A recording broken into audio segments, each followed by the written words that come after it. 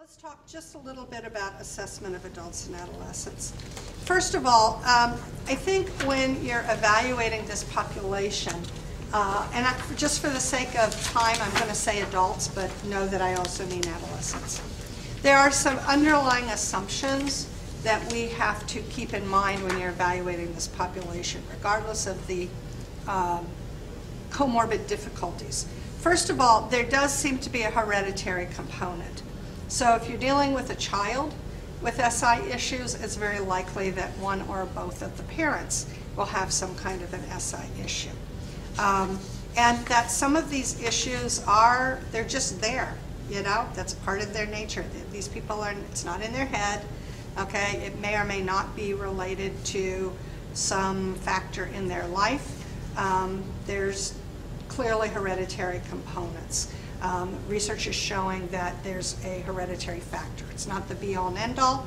It may be that it puts them at risk, and then life factors or something that happens, like trauma or birth problems, exacerbate that genetic predisposition.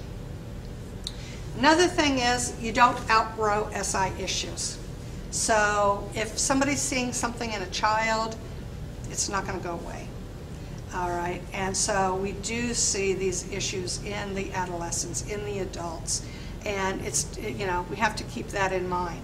It drives me nutso when we're dealing with children and people are like, oh, we're just going to do a sensory diet or whatever, and we're not going to fix the problem because they're going to leave school where nobody's supporting them with this anymore, or they're going to get to high school and they're going to say, oh, well, now you're in high school, you don't need this anymore because, you know, God knows SI problems go away when you hit high school, right?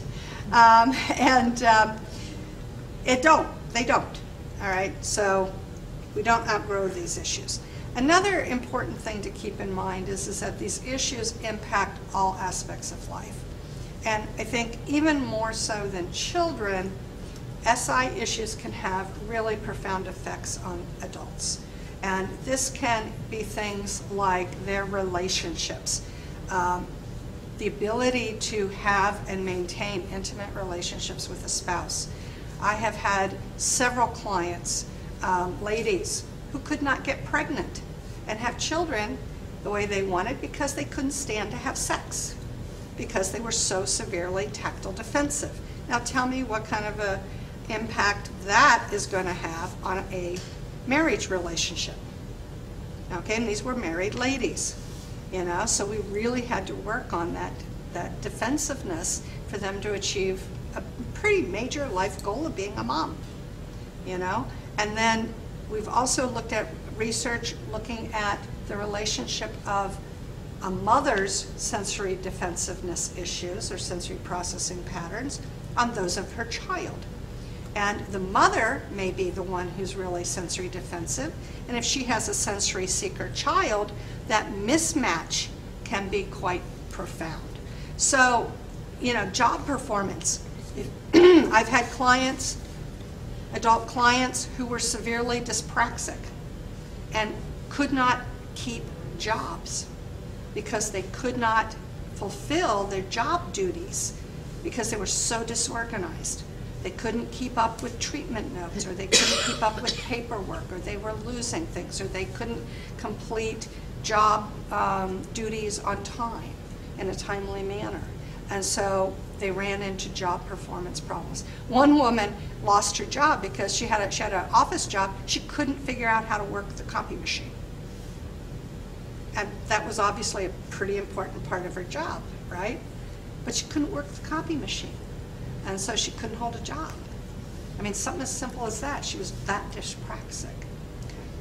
And comorbid difficulties. We've kind of talked about this, that adults often have comorbid concerns. We see a lot of anxiety, a lot of depression. To a lesser degree, you may see OCD issues or other kinds of mental health related issues.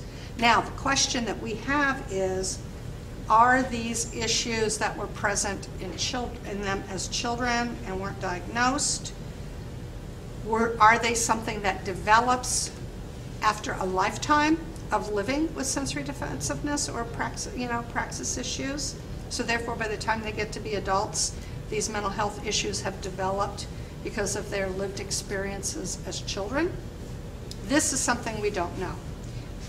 We just know that when we look at adults that are currently identified as having SI issues, we see a lot of these issues. Now, when we're thinking about assessment, remember I